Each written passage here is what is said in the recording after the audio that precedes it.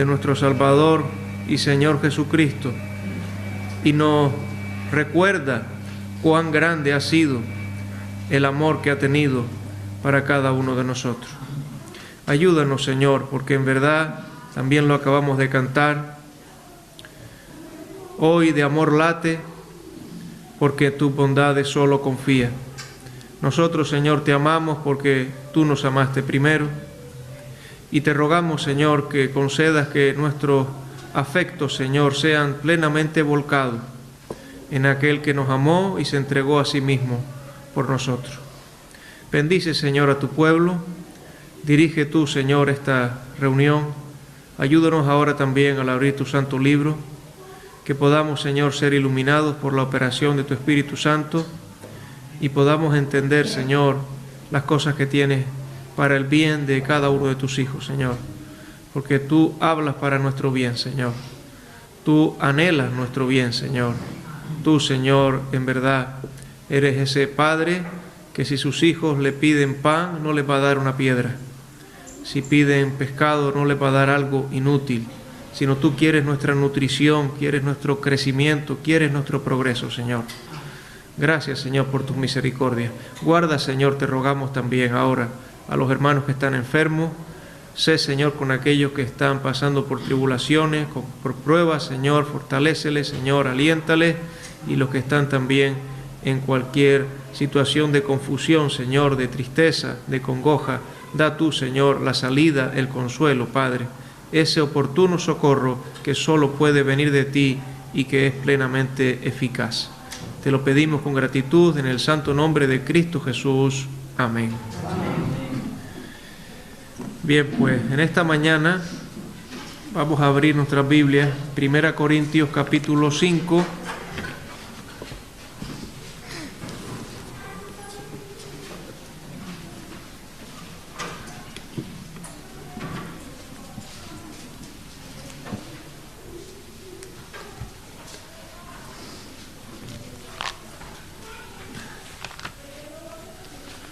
Primera epístola a los Corintios, capítulo 5.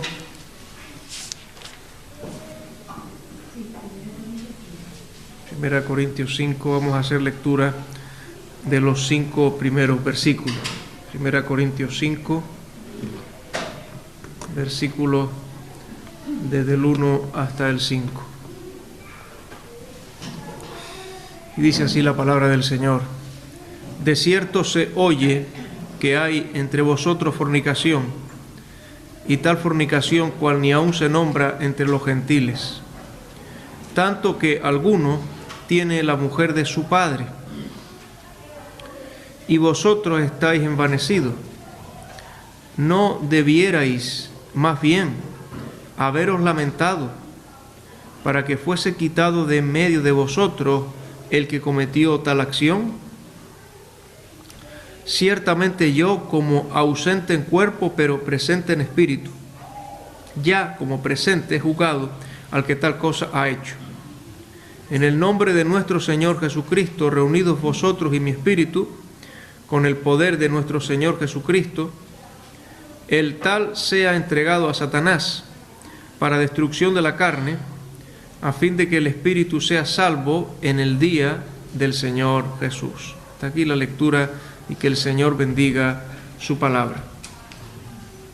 Encontramos aquí, al llegar a esta porción bíblica, a este pasaje, una nueva división dentro de la epístola. Hasta este momento hemos estado mirando, luego de la introducción, de la salutación, de la acción de gracia, desde el capítulo 1, versículo 10, hasta el capítulo 4, versículo 21, hemos estado mirando el problema de las divisiones. Mire por favor capítulo 1, versículos 10 y 11, para un breve recordatorio. Hemos estado viendo el problema de las divisiones, de los partidismos. 1:10 dice: Os ruego pues, hermanos, por el nombre de nuestro Señor Jesucristo, que habléis todos una misma cosa y que no haya entre vosotros divisiones, sino que estéis perfectamente unidos en una misma mente y en un mismo parecer. Decíamos que esta es unidad de propósito y de acción, es unidad visible, es unidad que tiene que ver con la manera de actuar. Versículo 11. Porque he sido informado acerca de vosotros, hermanos míos, por los de Cloé, que hay entre vosotros contienda, y a partir de ahí presenta los diferentes grupos, los partidos que habían en Corinto, y cómo eso era incompatible con la voluntad de Dios para con ellos, y es incompatible para con la voluntad de Dios con la iglesia local, que haya partidismos, que haya divisiones, que hayan contiendas, que hayan fricciones, que hayan tensiones que no deberían existir. Debemos, ¿verdad?, como dice la Escritura, guardar la unidad del Espíritu en el vínculo de la paz y estar solícitos a ello. Esa unidad que tiene que ver con la humildad y con el amor que se manifiestan en medio de una iglesia local. Pero ahora entramos en otra parte de la epístola, en el capítulo 5, entramos en otra parte de la epístola. Algunos comentaristas agrupan los tres capítulos siguientes bajo un epígrafe. En este caso estoy pensando en un comentarista que se identifica con el movimiento de los hermanos y se llama Hamilton Smith. Y él agrupa estos tres capítulos bajo un epígrafe. Y él toma una sola palabra para agrupar los capítulos 5, 6 y 7. Y reconozco que llamó mucho mi atención esa manera de entender estos tres capítulos. Tendríamos que ir un poquito hacia atrás al capítulo 3 de esta epístola y leer los versículos 16 y 17. Capítulo 3, versículos 16 y 17. Dice así: ¿no sabéis que sois templo de Dios y que el Espíritu de Dios mora en vosotros? Si alguno destruyere el templo de Dios, Dios le destruirá a él, porque el templo de Dios, el cual sois vosotros, santo es. Y la idea que plantea aquí el hermano es pensar en qué es lo que puede lesionar la santidad del templo de Dios, que es la iglesia del Señor. ¿Qué es aquello que puede afectar a la santidad de la iglesia local como el templo de Dios? Porque en 1 Corintios 3, donde dice que vosotros sois el templo de Dios, está pensando en la iglesia local. Al igual que más adelante se dirá que vuestro cuerpo es templo de Dios, se hablará del creyente, pero aquí es de la iglesia local. La iglesia local como templo de Dios es santo. Por eso este hermano dice que estos tres capítulos pueden estar pensando en que lesiona la santidad. En el capítulo 5, centrándose en la santidad de la propia iglesia local. En el capítulo 6, centrándose en la santidad del creyente mismo. Ya acabamos de decir, vuestro cuerpo es templo del Espíritu Santo, capítulo 6. Y en el capítulo 7, centrándose en el ámbito familiar, la santidad de la familia, de ese entorno nuestro, y la asamblea, por supuesto, está compuesta de familias. Pues el capítulo 7, él dice, fíjense que está hablando de la santidad de la familia. En este caso, nosotros tenemos que pararnos en el capítulo 5 en esta mañana con la ayuda del Señor. Y el caso que tenemos en el capítulo 5, los versículos del 1 al 5, es un caso de inmoralidad. El título que aparece en mi Biblia dice, un caso de inmoralidad juzgado. Y podríamos tratarlo desde la siguiente pregunta: ¿cómo se debe afrontar un pecado de inmoralidad sexual dentro de una iglesia local? Porque esto es lo que se trata, se aborda en estos 5 versículos que tenemos delante de nosotros. En primer lugar, el versículo 1 nos dice que el pecado fue identificado. Versículo 1, pecado identificado. Dice, de cierto se oye. En el caso que nos ocupa encontramos un pecado que era de carácter público. Era un pecado que estaba descubierto. Era un pecado que era evidente. El apóstol dice, de cierto se oye, de tal forma que no había una sospecha, no había una intuición, no era cuestión de suposiciones ni de rumores. De cierto se oye. Comienza el versículo afirmando la certidumbre, la seguridad de la presencia de este pecado, porque el versículo dice de cierto, es decir, ciertamente. Es la misma palabra que se emplea en el capítulo 6, versículo 7, capítulo 6, versículo 7, donde dice, así que, por cierto, es la misma palabra. Ciertamente, por cierto, de cierto, habla de una certidumbre, de una realidad. Era un pecado público, de cierto se oye. Por tanto, era algo bien conocido, era algo bien sabido. Era algo, como traduce en este caso la Biblia de Straubinger, del dominio público. Ciertamente esto era de dominio público, era algo tristemente conocido, era una realidad tristemente conocida. Y Pablo había tenido dos fuentes de información.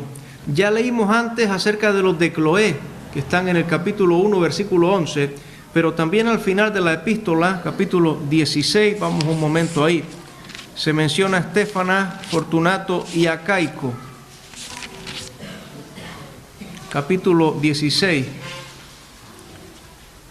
versículos 15 al 17, dice: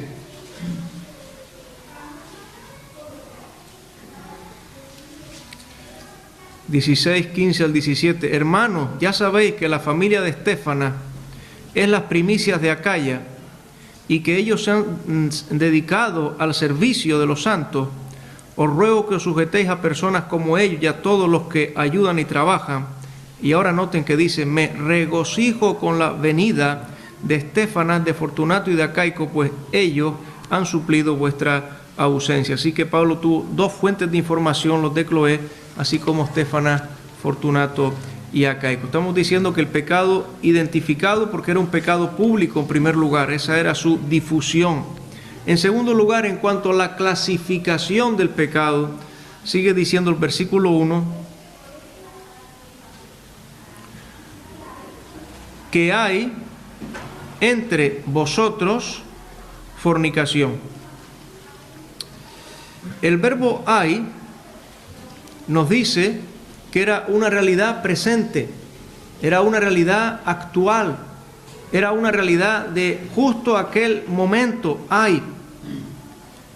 Y las palabras entre vosotros nos advierten que ese pecado afectaba a la congregación, afectaba a la iglesia, afectaba a la asamblea entre vosotros. ¿Qué había entre vosotros? Dice el pasaje, fornicación. El término fornicación se puede usar de diferentes maneras en las Escrituras. Hay dos maneras de usarse, hay una manera, digamos, estricta y una manera amplia. Este es el término amplio porque designaría cualquier manera, cualquier forma de inmoralidad sexual. Es decir, tanto una relación sexual prematrimonial como extramatrimonial.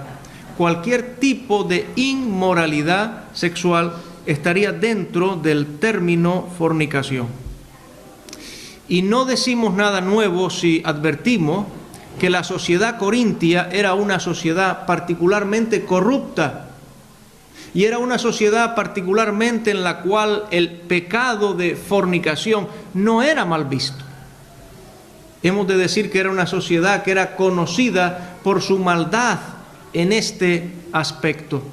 De hecho, se decía corinticiar o corintianizar a la forma de vida de las personas que vivían en inmoralidad. Si vives en inmoralidad, vives como un corintio, porque los corintios desgraciadamente tenían esa mala reputación.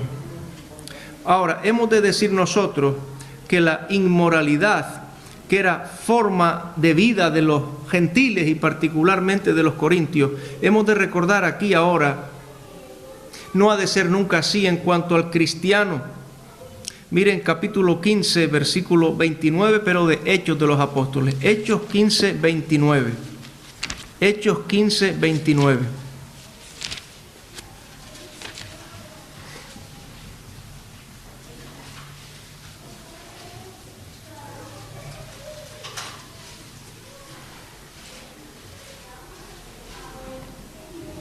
Solamente leeremos el versículo, no lo vamos a comentar. Dice Hechos 15:29 que os abstengáis de lo sacrificado a ídolos, de sangre, de ahogado y de fornicación. Esa es la palabra que queremos resaltar. De las cuales cosas si os guardareis, bien haréis, pasadlo bien. Y ahora unas páginas más adelante, Romanos capítulo 1 y versículo 29. Romanos 1, 29.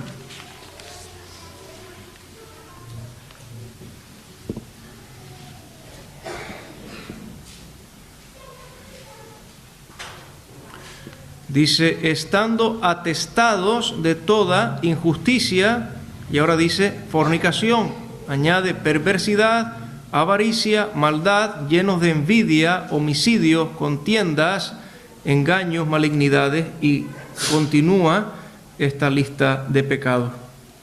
En cuanto al cristiano no debería ser así. 1 Corintios capítulo 6 y versículo 13. 1 Corintios 6, versículo 13.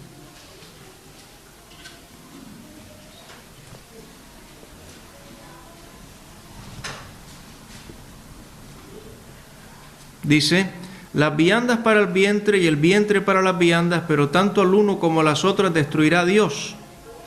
Pero el cuerpo no es para la fornicación, sino para el Señor, y el Señor para el cuerpo. Versículo 18.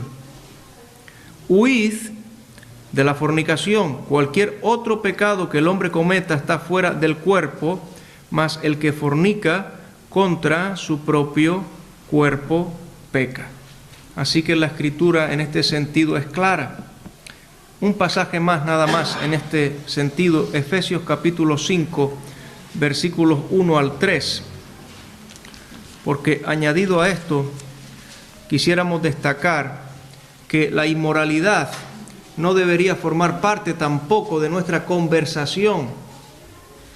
Y hay a veces ciertos comentarios, a veces ciertas bromas que se hacen, de las cuales el cristiano no debe participar. Y hay a veces ciertas conversaciones de las cuales nos tenemos que rehuir. Nos tenemos que rehuir por el bien nuestro, pero aún por el bien de los otros que nos están escuchando, porque la gente se da cuenta de nuestra conducta. La gente dice, tú te has marchado de aquí por tu religión, ¿verdad? Bueno, yo me he marchado de ahí porque eso no le agrada al Señor, y a mí tampoco.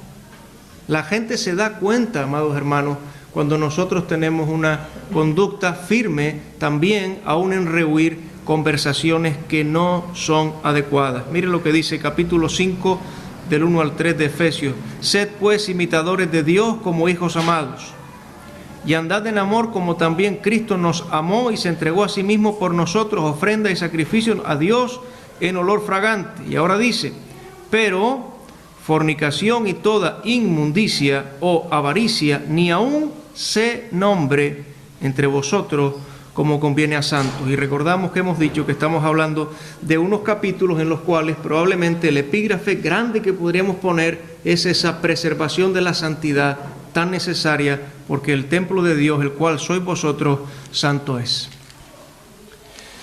Aquí voy a citar ahora un cántico. A veces el hermano Manuel León nos enseña algún cántico que él recuerda de hace muchos años atrás. Pero aquí tengo un cántico de hace muchos años atrás que nos enseñó el hermano don Luis Carballosa. Nos enseñó la letra, pero no la música. Y dice así. Y lo dijo hablando de este versículo. Así que tomé la referencia porque lo dijo hablando de este versículo. Y dice así. Guárdame, Señor, en santidad. La carrera correré. La victoria ganaré. Guárdame, Señor, puro y santo en verdad. Guárdame, Señor, en santidad. Tenemos que retornar nuestro pasaje a 1 Corintios 5, 1. Y la tercera parte del versículo nos dice algo más. Estamos en esta parte donde se está identificando el pecado. Era un pecado público y era un pecado de inmoralidad sexual. Pero ahora especifica algo más, porque hemos dicho que la fornicación es cualquier tipo de inmoralidad sexual. Dice ahora, y tal fornicación, ahora está aclarando el tipo, cual ni aún se nombra entre los gentiles. Tal fornicación, cual ni aún se nombra entre los gentiles. En el versículo 2, a continuación, al final del versículo, para referirse a este pecado, al final del versículo dirá cometer tal acción. Y por supuesto ahí el verbo cometer nos da el matiz de un delito y nos recuerda que el pecado es delito delante de Dios, cometer tal acción. El versículo 3 al final dice, tal cosa ha hecho. Porque en este caso tanto la ley de Dios como la ley del hombre en aquel momento eran coincidentes en la condena sin excepciones de este mal. Y habla con verdadera seriedad, habla con dureza al final del versículo 13, cuando dice, quitad pues a ese perverso de entre vosotros. El pecado al que se refería era el pecado del incesto. Era la cohabitación dentro de los grados que estaban prohibidos, que están prohibidos. Esto era muy claro para los judíos, porque Dios le da la ley a Moisés y lo establece y además lo repite en varias ocasiones. Esto estaba prohibido para los judíos. Esto acarreaba maldición entre los judíos.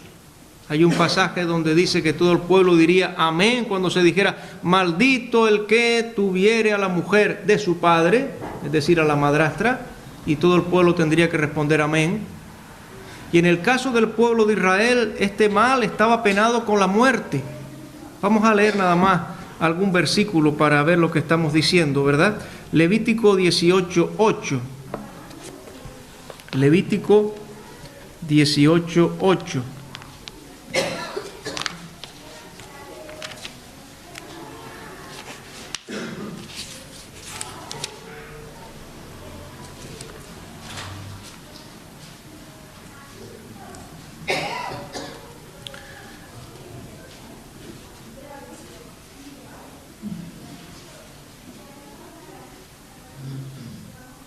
Bueno, vamos a leer el 7, no podremos leer todos los versículos, pero vamos a leer 7 y 8, simplemente para notar un detalle. Dice, la desnudez de tu padre o la desnudez de tu madre no descubrirás. Tu madre es, no descubrirás su desnudez. Ahora dice, la desnudez de la mujer de tu padre no descubrirás. Es la desnudez de tu padre. Hay una distinción entre la madre y la mujer del padre. Es decir, no es la madre natural, es una esposa por viudez, por divorcio, por la circunstancia que fuera, que tenía, en este caso, el padre. Capítulo 20 de Levítico. 20 de Levítico. Versículo 11. Hay varios versículos, solo vamos a leer algunos por amor al tiempo. Levítico 20:11 dice, cualquiera que yaciere con la mujer de su padre, de nuevo la misma expresión, la desnudez de su padre descubrió, ambos han de ser muertos, su sangre será sobre ellos. Vamos a dejar aquí estos versículos y luego si alguien quiere yo le dejo alguna cita más. Así que aquí en 1 Corintios tenemos la mujer de su padre, lo dirá al final del versículo. Es decir, era la madrastra, era la madrastra.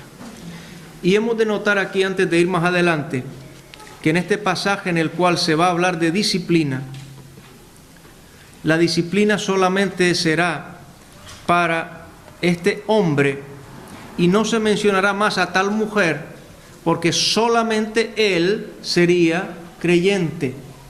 Y la disciplina de la iglesia es para los que forman parte de la iglesia.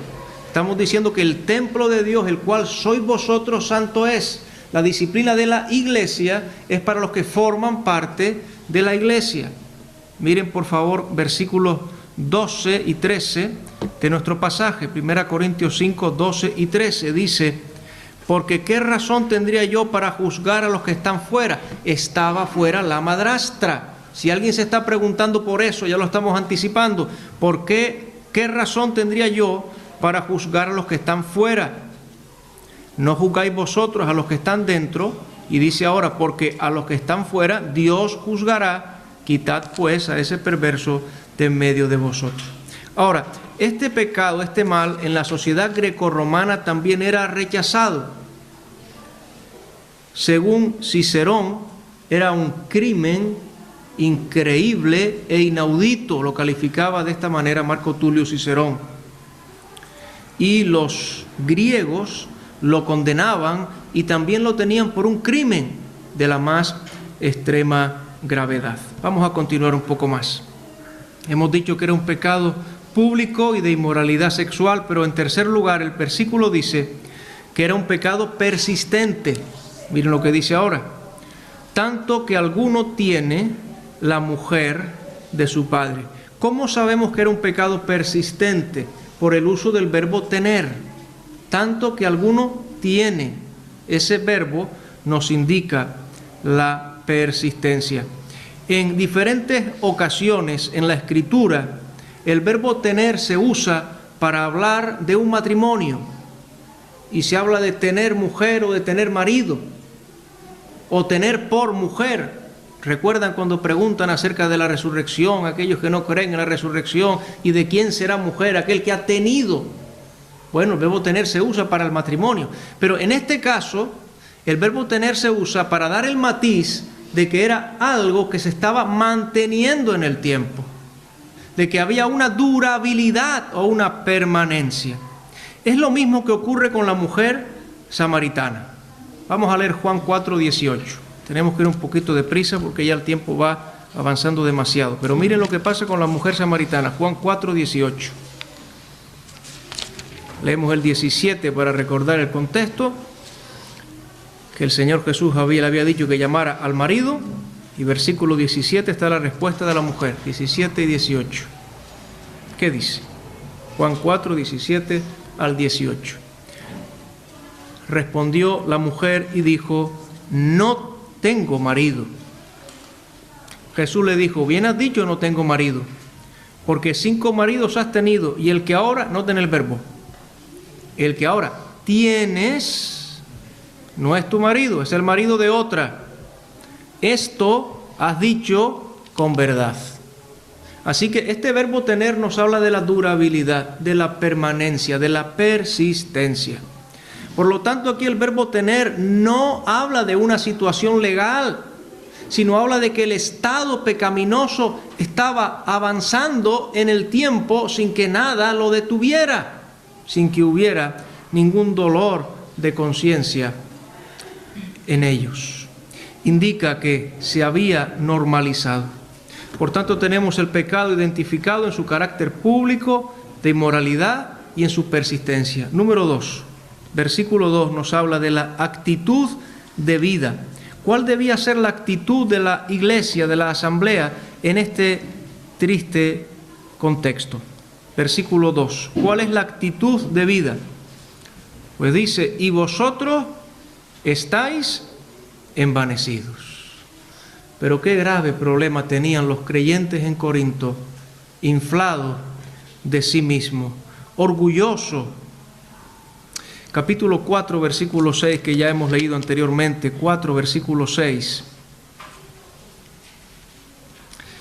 Pero esto, hermanos, lo he presentado como ejemplo en mí y en Apolos por amor de vosotros, para que nosotros aprendáis a no pensar más de lo que está escrito, no sea que por causa de uno os envanezcáis unos a otros. Y seguro que ellos estaban pensando más allá de lo que está escrito, porque no se estaban sujetando a las Escrituras, porque no estaban teniendo en cuenta lo que la Biblia dice. Ellos tenían su propia perspectiva sobre este asunto, ellos tenían sus propias conclusiones sobre lo que estaba pasando, ellos tenían su propia manera de aceptar lo que estaba ocurriendo.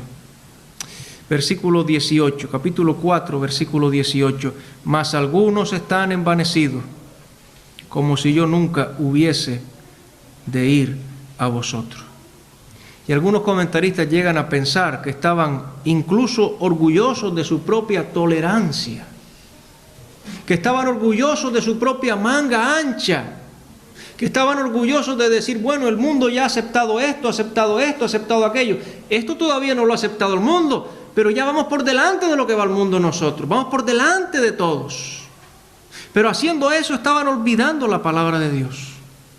Y estaban olvidando que el templo de Dios, el cual sois vosotros, santo es. Miren la actitud de envanecimiento que estaban teniendo. Capítulo 5, versículo 6, dice, no es buena vuestra jactancia. ¿No sabéis que un poco de levadura leuda toda la masa? Y llegaremos aquí, si el Señor lo permite, y veremos cómo el pecado de uno afecta a toda la iglesia. ¿Cuál es la actitud de vida? Pues no es el envanecimiento. ¿Cuál es la actitud de vida? Pues no es la murmuración. ¿Cuál es la actitud de vida? Pues no es el ponernos por encima de nadie. La actitud de vida, miren lo que dice ahora a continuación, ¿cuál es? Versículo 2. No deberíais más bien haberos lamentado. Miren, la actitud de vida cuando hay pecado tiene que ser la lamentación, la aflicción y el lloro. Dicen Lamentaciones, ¿por qué se lamenta el hombre viviente? Laméntese el hombre viviente en su pecado. Pero a veces aún tenemos que llorar el pecado de otros, porque el pecado en medio de la iglesia ciertamente afecta a toda la iglesia, sí, pero porque todo pecado es lamentable, amados hermanos. Por eso tampoco nos podemos reír cuando la gente hace bromas y chistes y dice cosas indecorosas con el pecado como si eso fuera un motivo de diversión, porque no lo es. El pecado es lamentable. El pecado trae la muerte. El pecado trae dolor. El pecado fue lo que llevó a Cristo nuestro Señor a morir en la cruz del Calvario con indecibles sufrimientos. ¿Os estáis lamentando, Corintios? Es la pregunta que les hace el apóstol Pablo. Y el verbo que se emplea viene a decir algo así: deberíais haberos vestido de luto, porque el verbo tiene que ver lamentarse con el dolor por una muerte, por un fallecimiento, que es lo que tristemente está el pecado. Cantamos el himno antes al principio. Algunos llaman a este himno el del hijo pródigo. Yo digo, no sé si me equivocaré, que es el testimonio de Juan Bautista Cabrera. Yo creo que es el testimonio de Juan Bautista Cabrera, pero es verdad que habla del hijo pródigo. Y el padre, cuando tiene a su hijo y hace la fiesta y hace todo aquel festín, él dice, mi hijo había muerto y ha revivido. El pecado trae muerte, y aquí se habla del lamento como de muerte que hay que hacer si hay pecado. La humillación y la oración deben ser el recurso de aquellos que sienten un mal y aún no conocen el remedio. La humillación y la oración. O no vemos en el Antiguo Testamento cuando el pueblo de Israel ha pecado, cuando hay pecado y el pueblo se humilla y el pueblo ora. Y nosotros vemos a aquellos hombres de Dios como Nehemías o como Daniel, como ellos se humillan y como ellos oran por el pecado. No era su pecado, era el pecado que había en el pueblo de Dios, pero ellos se humillan y ellos oran y ellos lamentan por el pecado. Esta es la actitud que no había en Corinto, pero que es la actitud de vida si hay pecado en el pueblo de Dios. Miren 2 Corintios 12, versículo 21. 2 Corintios 12 y versículo 21.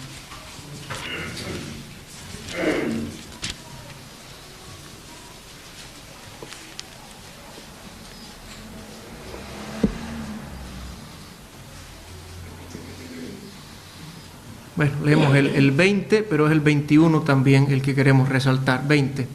Pues me temo que cuando llegue no os halle tales como quiero, y yo sea hallado de vosotros cual no queréis, que haya entre vosotros contiendas, envidias, ira, divisiones, maledicencias, murmuraciones, soberbia, desórdenes, que cuando vuelva me humille Dios entre vosotros y quizá tenga que, ahí está la palabra, llorar, es la misma palabra que lamentar, el mismo término, por muchos de los que antes han pecado y no se han arrepentido de la inmundicia y fornicación y lascivia que han cometido. Tenemos que continuar y tenemos que decir que esta actitud de vida, este lloro, este lamento, debe conducir a un resultado. Dice versículo 2 al final, para que fuese quitado de en medio de vosotros el que cometió tal acción, para que fuese quitado de vosotros el que cometió tal acción. Esto tiene que ver con quitar de la comunión de la iglesia, como diremos un poquito más adelante. La verdadera gloria de la iglesia cristiana no consiste en la elocuencia o en los dones, como pensaban los corintios, sino en la pureza moral y en la vida ejemplar de cada uno de sus miembros. Tenemos que adelantarnos. Yo voy a saltar aquí algunas cosas, porque aquí dice, sea quitado de vosotros. Algunos recuerdan aquí una referencia en el Antiguo Testamento, en el libro del Deuteronomio, que se repite al menos por 3 veces, quitarás el mal de en medio de ti, pero vamos a saltarlo por poder avanzar. En tercer lugar, vamos a ver aquí ahora la acción necesaria. Hemos dicho la actitud y luego la acción necesaria. Antes de la acción viene la actitud. Y por supuesto, si hay que hacer algo, hay que hacerlo en la actitud correcta. No se puede actuar sin primero tener la necesaria actitud. También en Gálatas dice que si hay que restaurar a algún hermano que ha pecado y hay que reprender a algún hermano que ha pecado, hay que hacerlo en espíritu de mansedumbre, considerándote a ti mismo, no sea que tú también seas tentado. Primero es la actitud y después viene la acción. Miren versículo 3 ahora. Esta acción había sido decidida ya por el apóstol Pablo, versículo 3. Ciertamente yo, como ausente en cuerpo, él estaba en Éfeso, pero presente en espíritu, ya como presente he juzgado, y ese juzgado significa he tomado la decisión, al que tal cosa o sobre el que tal cosa ha hecho. Ahora, noten una cosa, en el versículo 2 habíamos leído y vosotros, y ahora el versículo 3 dice, ciertamente yo. Hay un énfasis en esos pronombres.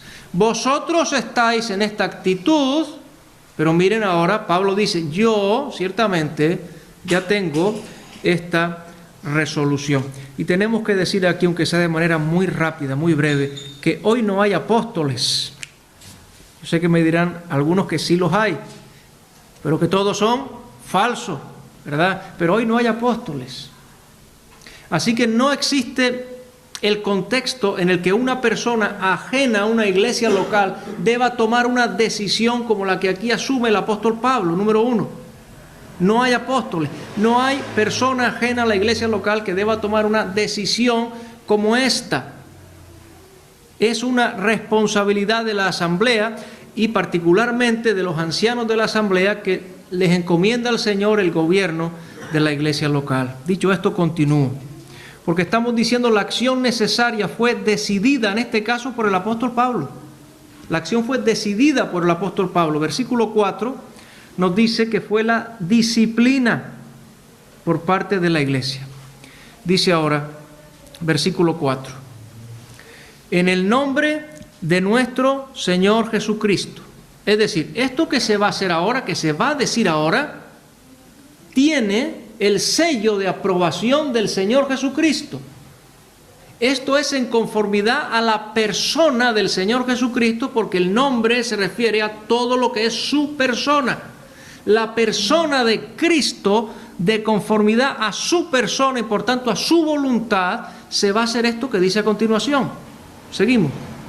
Reunidos vosotros y mi espíritu. Así que habría de convocarse una reunión especial. Esta reunión era necesaria al menos por 2 motivos. Primer motivo, porque era un pecado público y el pecado público recibiría una reprensión pública. Número 2, era necesaria una reunión pública porque se iba a llevar a cabo una excomunión total. Se iba a llevar a cabo la disciplina más severa, la disciplina más estricta. Miren lo que dice un poquito más adelante el capítulo 5, versículos 9 al 11. Os he escrito por carta que no os juntéis con los fornicarios. No absolutamente con los fornicarios de este mundo, con los avaros o con los ladrones o con los idólatras, pues en tal caso sería necesario salir del mundo. Más bien os escribí que no juntéis con ninguno que, llamándose hermano, fuere fornicario o avaro o idólatra o maldiciente o borracho o ladrón. Y dice ahora, con el tal ni aun comáis. Y si se llega a este grado de excomunión y de separación y de apartamiento, como también en otras epístolas leeremos esa frase que a algunos no les gusta y que las quieren quitar de la Biblia, donde dice, apártate de los tales, que esa es una frase evidente, clara, como la que dice aquí, con el tal, ni aun comáis, pues tendría que haber evidentemente la comunicación a través de esta reunión pública. Número 3, estamos viendo la acción de la asamblea en disciplina. Estamos en el versículo 4, donde dice ahora, con el poder de nuestro Señor Jesucristo. Así que en este contexto, la asamblea local, investida de poder para ejercer la disciplina, lo hace en el poder del Señor Jesucristo. No solo es la voluntad del Señor Jesucristo, no solo es conforme al carácter del Señor Jesucristo, sino que es en el poder o en la autoridad del Señor Jesucristo que se actúa de esta manera.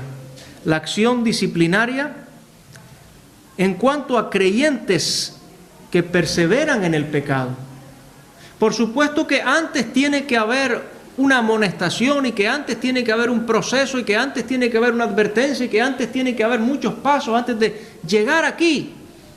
Pero si se llega aquí y no hay arrepentimiento, es la autoridad del Señor Jesucristo la que lleva a la iglesia a actuar de esta manera, pero lleva a la iglesia a actuar de esta manera con dolor, con pesar, y aún deseando la restauración siempre de la persona que tenga que ser disciplinada. Ahora, a continuación, en el versículo 5, vemos cómo se describe la excomunión. Versículo 5, primera parte, dice 5:5, el tal sea entregado a Satanás. El tal sea entregado a Satanás. Algunos piensan que Pablo les está diciendo que lean, no sé si es la palabra, pero bueno, que usen una fórmula como esta y que en la reunión se diga, en el nombre de nuestro Señor Jesucristo, reunidos vosotros y mi espíritu. No sé si esa era la idea. Algunos dicen esta es una fórmula que se emplearía para esa ocasión. Y otros destacan que en estos dos versículos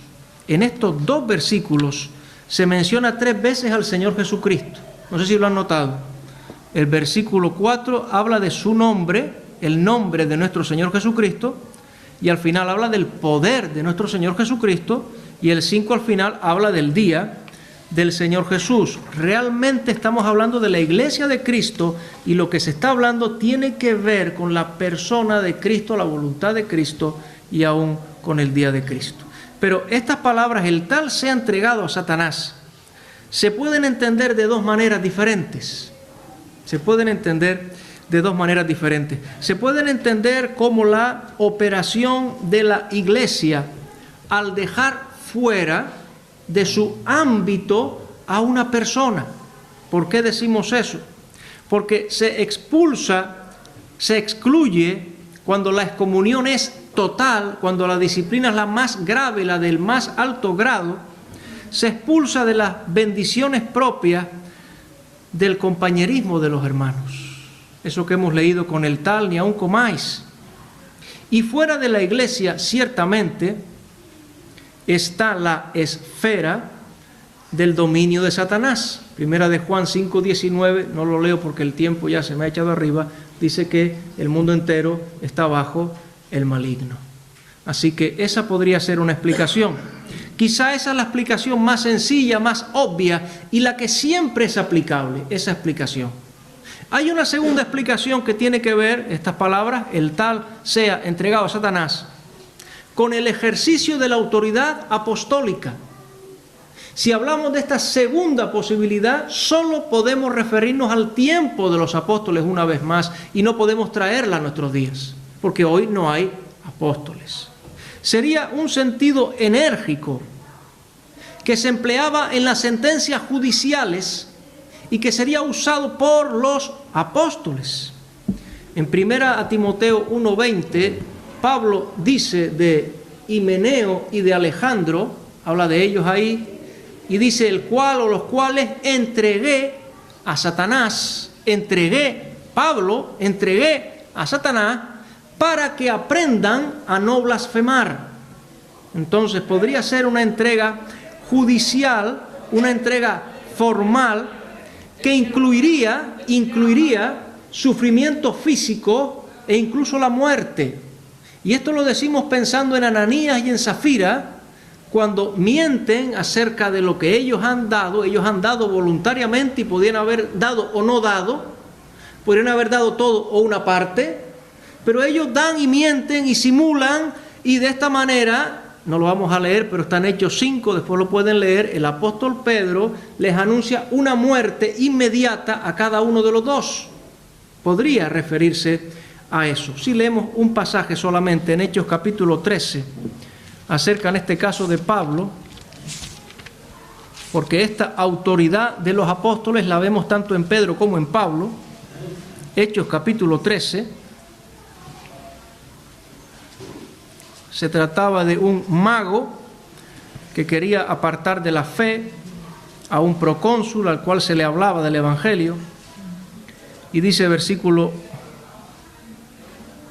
9: entonces Saulo, que también es Pablo, lleno del Espíritu Santo, fijando en él los ojos, dijo, alguien dijo, estas son las palabras más duras que se registran en el Nuevo Testamento: oh lleno de todo engaño y de toda maldad, hijo del diablo, enemigo de toda justicia, no cesarás de trastornar los caminos rectos del Señor.